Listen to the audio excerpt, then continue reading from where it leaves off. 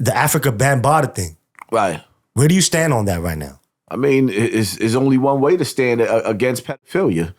You know, the dude is a child predator.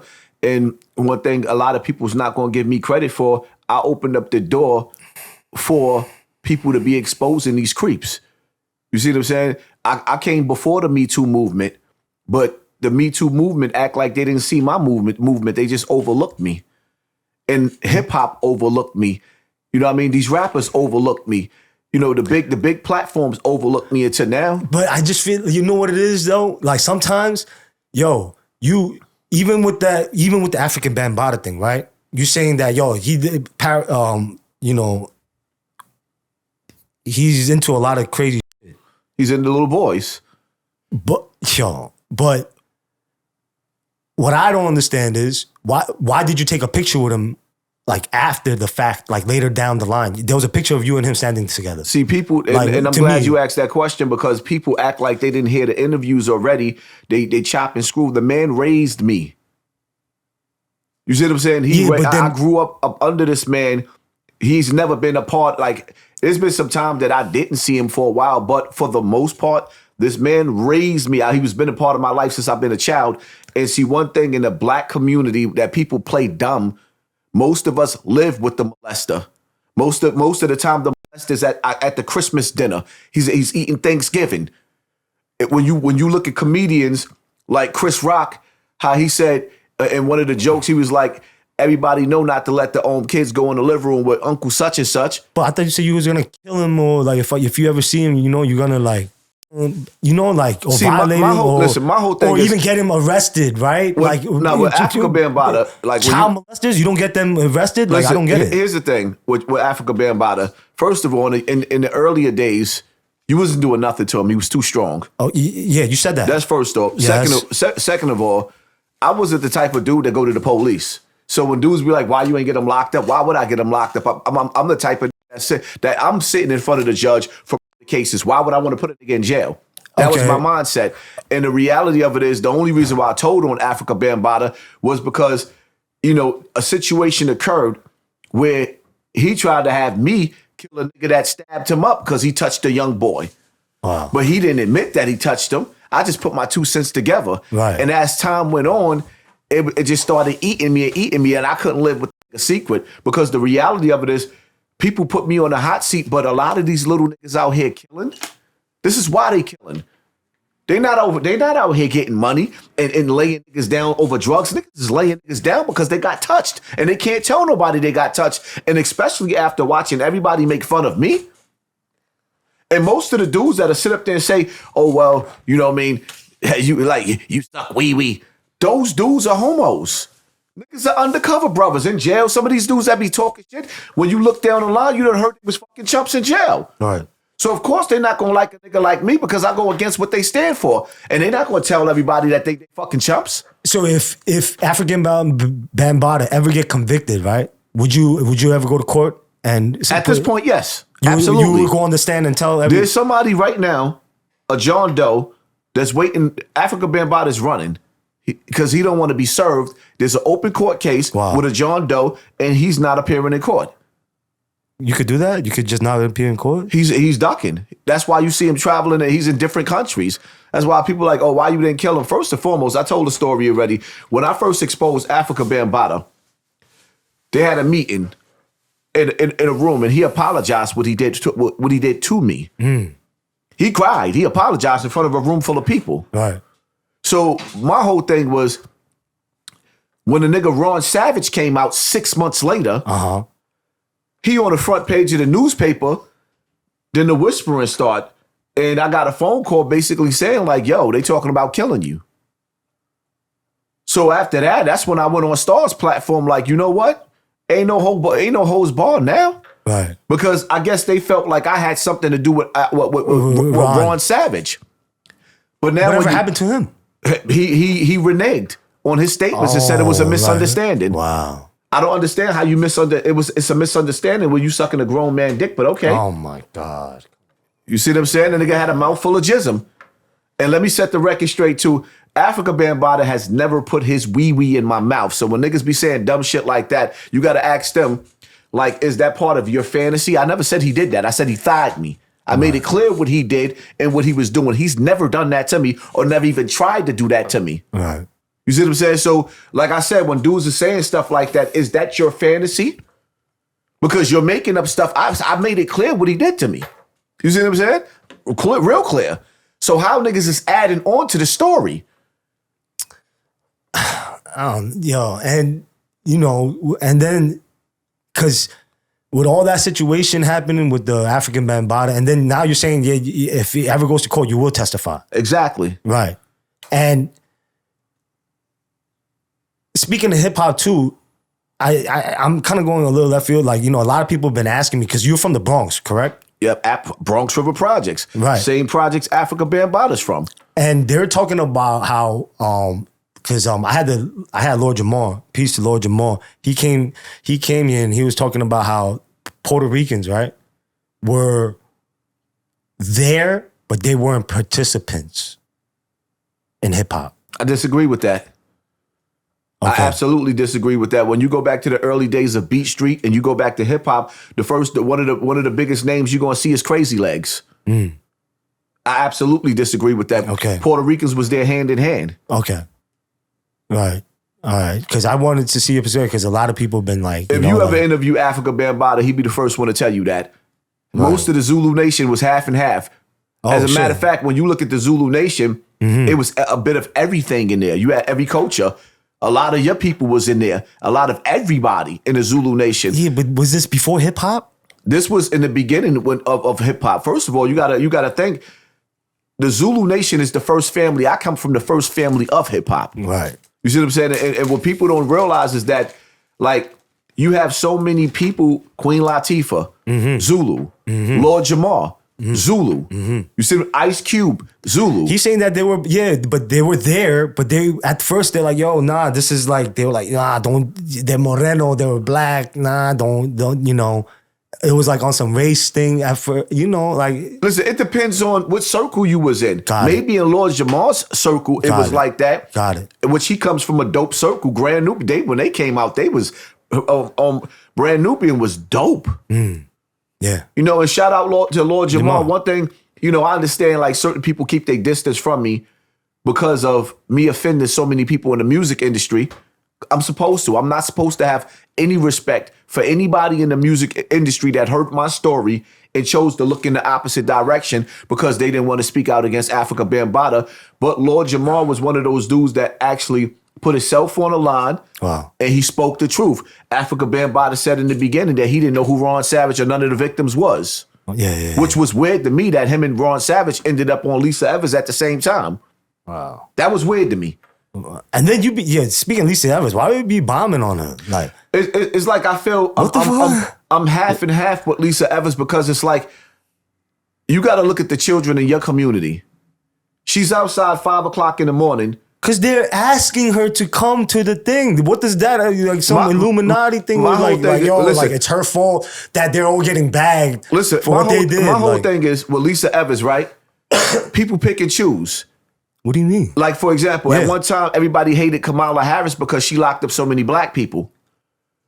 So now Lisa Evers get a pass to come in our community 5 o'clock in the morning and snatch our children out of the bed and help the police lock them away and throw away a key. She's not doing anything but just showing what's going on. Listen, I don't think she's... My whole thing is she's participating in our children getting life in jail. She's participating. And my whole thing is some of them deserve it, but Lisa Evers is in a position where she has the power to actually try to help to change these young people. I think not only shows the bad side of what's going on in the streets. I'm sure she, the Fox 5 and the thing, they help out the community a lot. Fox 5.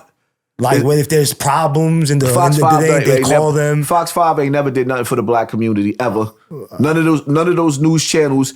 As a matter of fact, the only thing that has been representing in the art form or anything that's going on in the black community has been the content creators on YouTube. Outside of that, none of those news channels have ever did anything but paint a bad picture of black people in the black community. Wow. It paints the worst picture of us. Wow.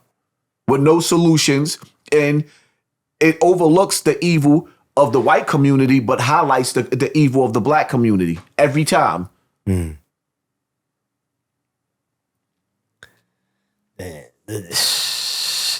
Yo, that I don't know. Look at the way they label us. When a white crime happens, they don't label it the same way. When white people do something, they're called them mentally ill. When a black person does something, they call us a thug. What about us Asians then? When we get like something happens to us, they don't even put it on the newspaper. We don't know nothing about your crime rate. Nothing even. Absolutely nothing. You would think that every Asian person on this earth in New York City or throughout America is angels.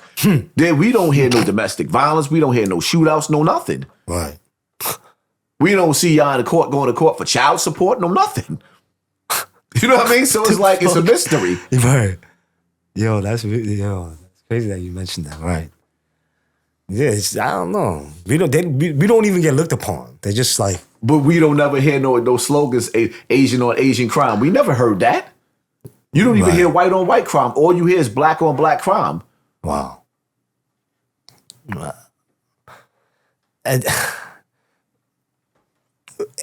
And you did mention like yo, why is everybody feel like, I said, you're like the biggest thing on YouTube, but maybe you saying that you're not getting the recognition, right? Well, but I feel like you're making crazy moves, right? For instance, you and WACK100. The first time cut me if I'm wrong, right? The first time you ever met WACK100 was with Tekashi, correct? Absolutely. And you go into that, I didn't understand that move with you, bro. Like, and with him or just the whole thing. I was like, yo, what is this? Why are you guys interviewing this? And the first time you meet Wack, you were 6'9". And academics, I couldn't understand. Why did you do that? Well, that was weird to me, bro. See, the thing, 6'9's old girlfriend, I don't think he would anymore. She used to watch me, so I guess she put him onto me. And see, one thing 6'9 liked about me is that I was fair. And my whole thing is that, I don't think you're fair sometimes. 6'9 ratted, but at the same time, it's like I said, if 6'9 was in the right people's hands, he would have never been involved in that street stuff. He was a little boy to these grown men.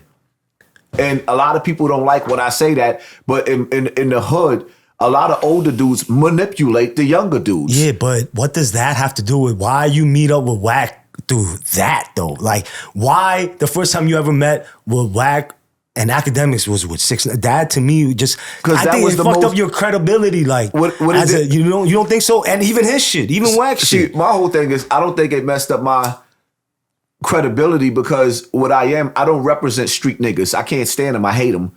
See, this is where niggas get me fucked up. And one thing you gotta listen. Let me make it clear. Let me make it clear. Because you be glorifying how you got shot and you didn't rap, bro. Listen, understand something. My principles, and this is what you gotta understand. My principles ain't everybody else's principles. If you look at dudes in the street, everybody considers themselves to be a real nigga, right?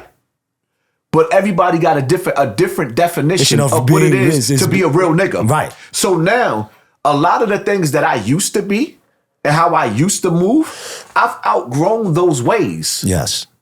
So now some of the things that people look at and they glorify, that's like me. For example, you see niggas make fun of me talking about, oh, this nigga don't never come outside. Then when all my niggas came home from jail, niggas see me in parties and all types of shit like that. Oh, he's a hypocrite. No, that was a time and a point of my life where all my niggas started coming home and I started celebrating with them. Okay. Every once in a while, you might see me, oh, he don't come outside. You'll see me on the block. Outside on the block. Yeah. Chilling with my niggas. I don't make that an everyday thing. Why? Because I'm the type of nigga that I'm not going to make myself a sitting duck or an easy target. Right. I think niggas that stand out on the corner every day, you a sitting duck, my nigga.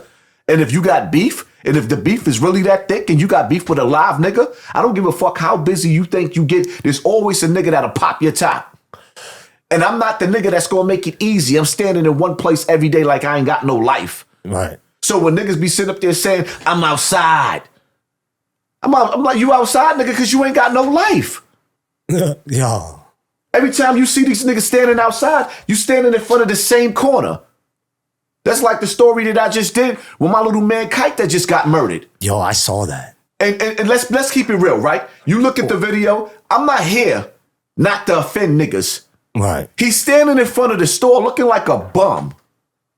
Come on, man. No, it ain't no come on. What if he got set up? Listen, what if someone's like, yo, listen, you're missing a part. Yeah. Whether he got set up or not, doesn't matter. The nigga had a wife at home. He's standing in front of the store looking like a loser. And I'm not going to sit up here and sugarcoat grown men doing bum shit. There comes a time and a point in your life when you're 40 years old, you don't have no business standing on a street corner at 11:30 at nighttime. You don't even live in that community, in that hood. So I could say the same thing for you. When you were screaming and then you supposedly you said you got hit. When you see me, but it's like, what was that? Okay, so now, when you see me outside, yes, I had a mental breakdown and went back to where I got molested, yelling and screaming at the people there for not supporting me. Who else was I supposed to yell and scream at? I went back home where it all started at, not in my right frame of mind. But see, that's not going to never highlight, which I got to keep in mind is that one situation will never highlight my whole life. Right. So everybody, a nigga try to diss me and always go back to that, but that's in my past. I don't live there anymore. You see what I'm saying? For you to be a dude, like dudes dedicate their lives to the street corner instead of dedicating their lives to their wives. That man died on a corner like a dog when he had a woman at home that told him, don't go outside. She warned him, don't go outside. Yeah. He didn't listen to his wife's intuition. Now when you look at the tape, you see him aware, alert. The nigga standing next to him got their back in the doorway like they could tell it's on.